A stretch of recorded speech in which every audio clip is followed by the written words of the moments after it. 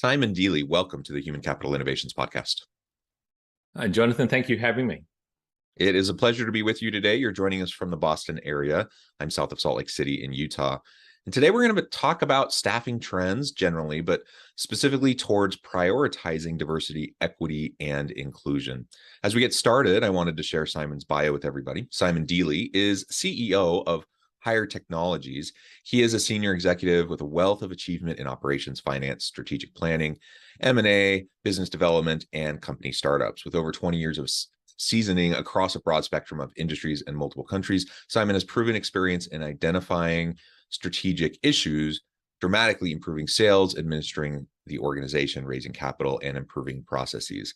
Having served in many C-level roles and as a management consultant, he enables corporations to have a well thought out and executed business strategy and financial plan, take calculated risks that allow the business to embrace change, and possess a good understanding of the competitive landscape and the client needs. A wonderful background. I really appreciate you taking the time to meet with me and my audience today. Anything else you would like to share with us by way of your background or personal context before we dive on into the conversation? Well, you did a great job there, John. Appreciate that. No, so just from the accent, I'm originally from Australia, moved to the US back in 2000. I don't think I'm losing this accent anytime soon, living in the US for 22 years. And like you said, operating in professional services my entire career, banking and finance, legal, Big Four accounting, owned my own global consulting firm, and now it's working with Higher Technologies, which is it's a capital allocator. We're doing a consolidation strategy through human capital, buying and bringing in staffing companies, HR consulting, and SaaS related technologies into the business. So yeah, thank you again for having me on the podcast today. Yeah, excellent, and it is cool. You're doing some great stuff with Higher Technologies, and I'd love for you to just share a little bit more about that as we're going through and discussing the topic today, because it relates heavily to what we're going to be talking about.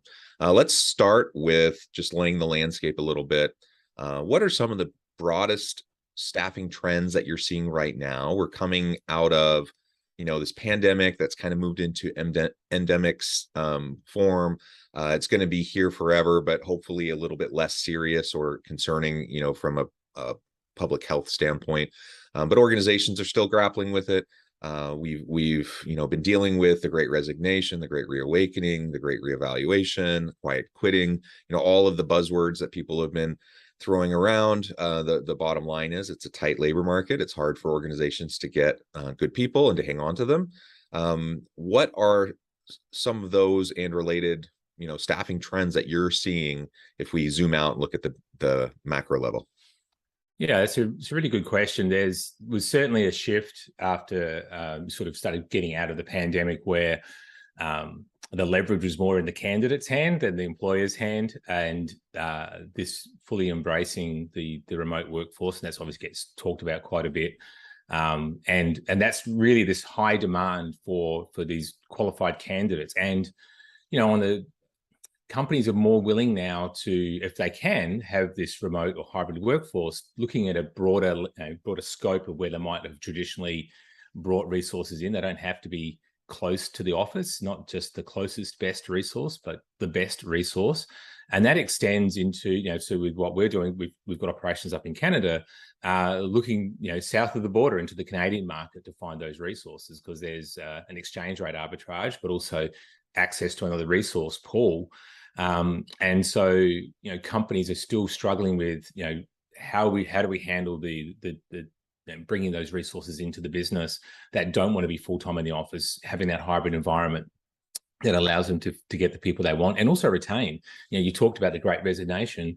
There are a lot of opportunities out there, even with the tightening economy. It's kind of strange. You have this full employment going on where the economy is slowing down. Now, of course, you would expect that would start to slow, but there's a lot of demand to be soaked up before it starts tipping the other way.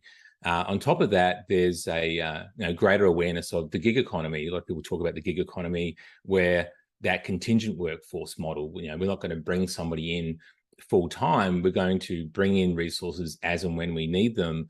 And being able to be flexible like that as an organization, where you're tapping into that resource pool. And there's a lot of examples of the gig economy and how that's growing so much. It's expected to be a very, very large industry and growing industry because of the demand for those resources, and the resources themselves wanting to have that flexibility, mostly in sort of the millennial group is where we're seeing the younger group of employees are more open to that sort of on-demand type of work environment. And all of that working on at the same time that you've got companies trying to improve the diversity within their businesses as well, especially at the board level and C-suite.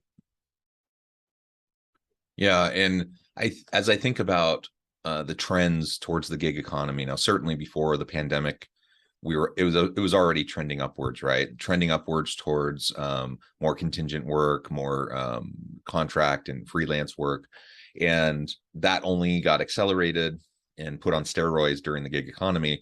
And like you said, younger generations seem to be more and more open to it, and it doesn't necessarily mean that's only the only type of work that people want to do, but more and more people are embracing a side hustle, right? So you have your day job and then you do, something else that really fulfills your creative needs, or, taps back into maybe what you studied in school and you kind of got a little bit away from in your career or whatever, right? But people doing these side hustles and doing more gig work, there's lots of platforms now to connect employers with talent, freelance talent. So it's easier and easier to be able to manage that. There's just a definite move that direction. And whether we're talking about freelance, gig work, that kind of stuff, or we're talking just about remote or hybrid work, one of the outcomes of this, I'm not sure it was one that people had originally really thought seriously about, but one thing people have definitely noticed is that once you break down the geographical barriers and limitations around who you hire, so now you're not just hiring from your surrounding metropolitan area, but you truly can hire from anywhere in the world, anyone with a good internet connection who's able to make the synchronous meetings when they're necessary and otherwise get the work done. It means you can hire a really diverse workforce, people from all different backgrounds, socioeconomic status, race, religion, ethnicity, etc. Like all the things, right? That you can just have a really diverse team when you embrace the distributed model of work, whether that's full-time employees, contract, freelance, whatever, right? Yeah, absolutely. And I think that was probably the focus companies were having as well. Look, there was a lot of calls and demand for, diversity at the board level and trying to improve that diversity at the C-suite. And that's obviously filtering down throughout the entire organization, because a lot of benefits come from having that within your business. You're having these different opinions, different viewpoints of the world actually makes teams much more productive and efficient, because you're not going to get that traditional groupthink that you might have, and you are, as embracing those other opinions and getting different perspectives on the problem. And it's not just trying to get to the solution as quickly as possible, but looking at all the different alternatives there. And so that's really helping companies that are taking that broader perspective that you're saying, like getting a broader talent pool that they're bringing into the company. So it's a huge benefit to them. Plus, also, we're seeing companies seeing a lot of other benefits as well. There's the mental health aspect too, because you're not requiring people are staying connected and they're feeling part of a community, but they're also not required to have this commute and missing time with their families. And that's another big part of why it's helpful to have that workforce that you can have being remote, because they're going to get a lot of benefits from that. And that obviously then translates into better productivity for the company as well.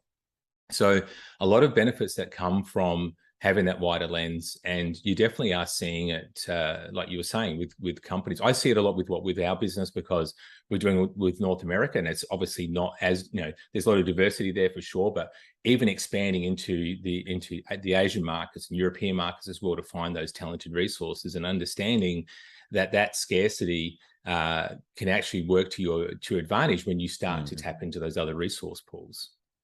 Yeah, absolutely. And you mentioned C-level positions and board positions, being a focus of many organizations as it relates to DEI efforts. I was actually having a meeting with an organization just the other day, and I won't mention names, but they've put a lot of effort into their DEI stuff.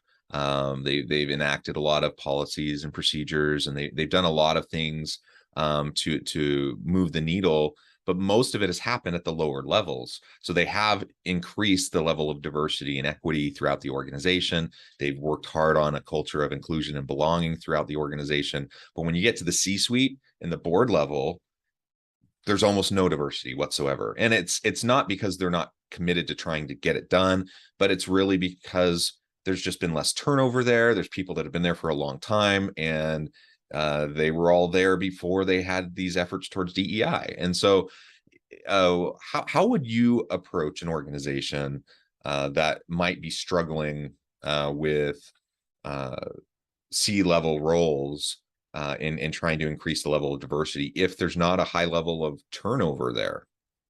Yeah, I think that's a really good question. People are saying, oh, I've heard the argument, well, there's just not the qualified people to bring into those positions, which is completely untrue.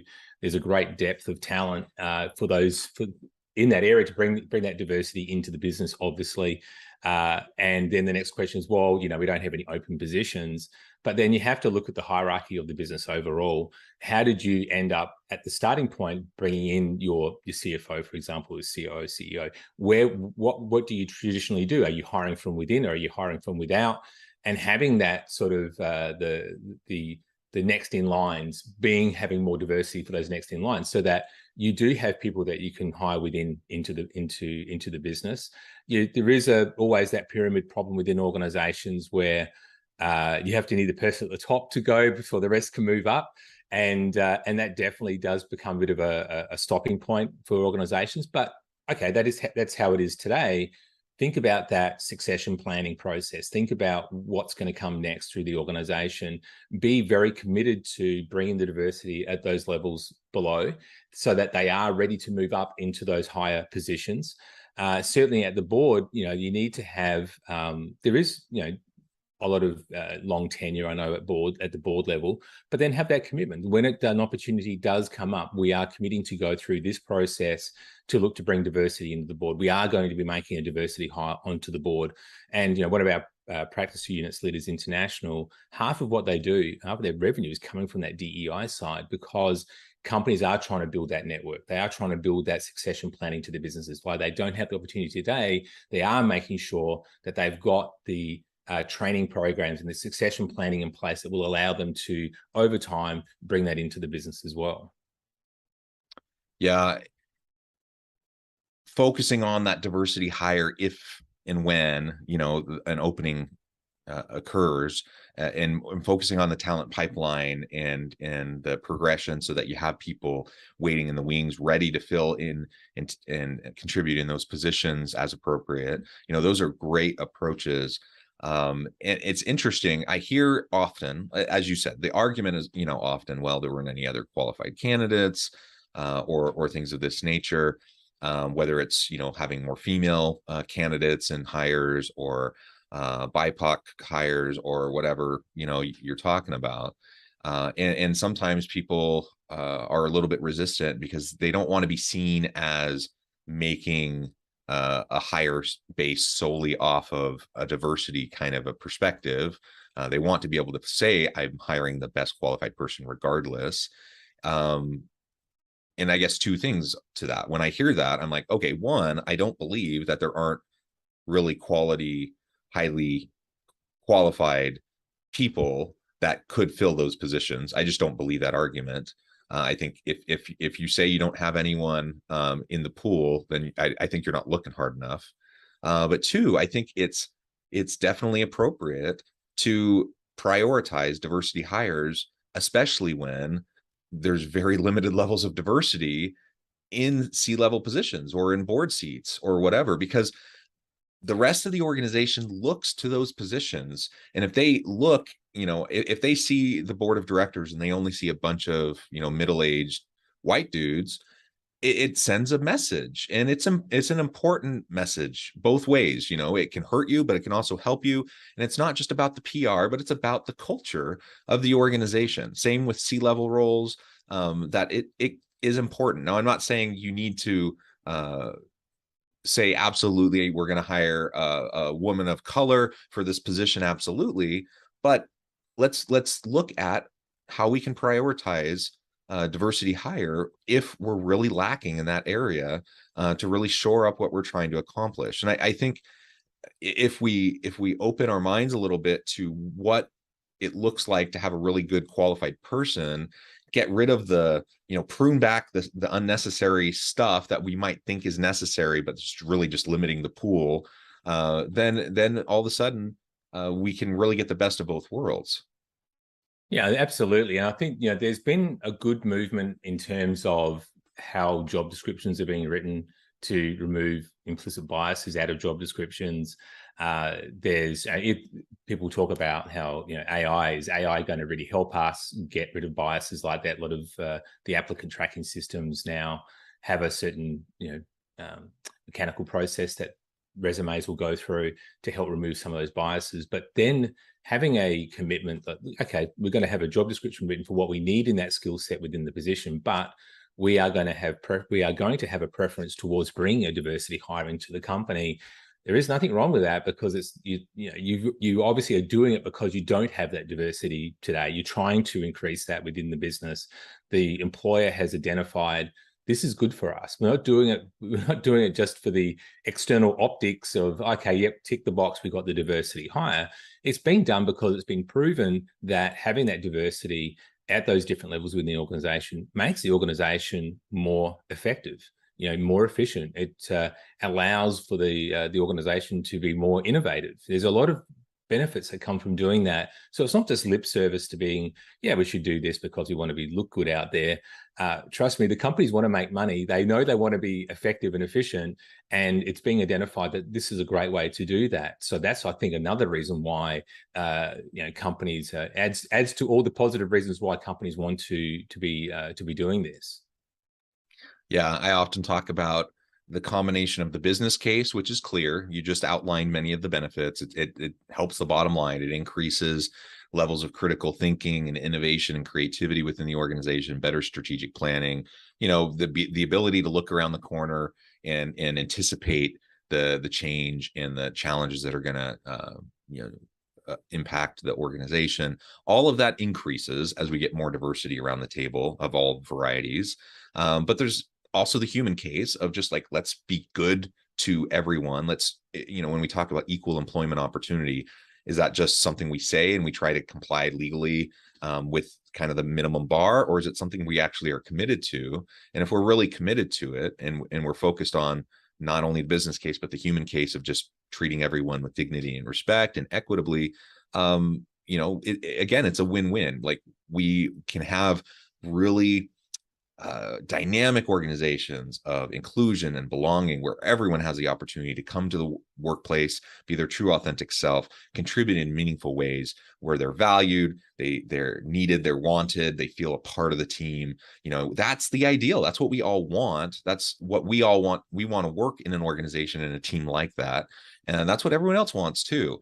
So the business case, the human case, both go hand in hand. They're not mutually exclusive, as sometimes people kind of paint a false dichotomy, but they can actually be mutually reinforcing and really just help the overall success of the organization. So yeah, let's focus on getting more diversity into our various roles throughout the levels of the organization. And it's great. I love it when I see an organization that's struggled in this area. They put effort into it. And they start to see the benefits. But it can often take a little bit longer to get to those top levels, if for no other reason than there's just not as many positions, right? Right, exactly. At the higher levels of the hierarchy. And so you have to be extra committed and extra attentive to making sure you're thinking through succession planning and all of the things that will go into helping you have more diversity as seats open up at those C-level roles. Yeah, exactly right. Yeah, it's quite interesting. When I had my previous company was a global consulting firm, and I got to travel to a lot of different regions and got to see a lot of different cultures, and it was a great experience, because you can't take those preconceived ideas and how you would operate businesses even in these other regions. you can't take that, what my US operation and put it into Japan or China or other parts of Europe and expect it's going to work exactly the same. It's just you get a greater sensitivity, but the things that you learn from that process are great because you can apply them across the whole organization. So yeah, again, I think we're obviously saying there's some great benefits there, but it can take time. It's not always a quick thing to have happen. And as opportunities arise within an organization, you need to be prepared for that. Yeah, it isn't quick. It's worth the effort. It's worth the commitment. And you will see the benefits from it. Simon, this has just been a really great conversation. I know at the time I need to let you go here in just a minute, but before we wrap things up for today, I wanted to give you a chance to share with the audience how they can connect with you, find out more about your work, your team, and then give us the final word on the topic for today. Yeah, again, I really appreciate the opportunity to get to talk with you and your listeners. As I mentioned, I'm CEO of Hire Technologies. It's a hire.company. We are buying, consolidating within the staffing industry. We have a unique approach where we keep the brands and we let those businesses grow, and we provide them working capital to do so, but then have a consolidation of a shared services center. Want to bring all these different people together. It's really the ethos of our company's leadership, bring different leaders together and share those ideas across the business units. And we've had 7 consecutive quarters of growth. Really happy with how the business is going. So that's how you can find us, hire.company. And then certainly as we're talking about the DEI side, again, it's a very big part of one of our business units and for our business overall. And the reason it's growing so well and doing so well is because it is, again, a very, very important thing that all companies should be looking to do because of all the many, many benefits that come from that. So, John, thanks again for the time today. Thank you. I encourage my audience to reach out, get connected, find out more about what Simon and his team can do for you. And as always, I hope everyone can stay healthy and safe, that you can find meaning and purpose at work each and every day. And I hope you all have a great week.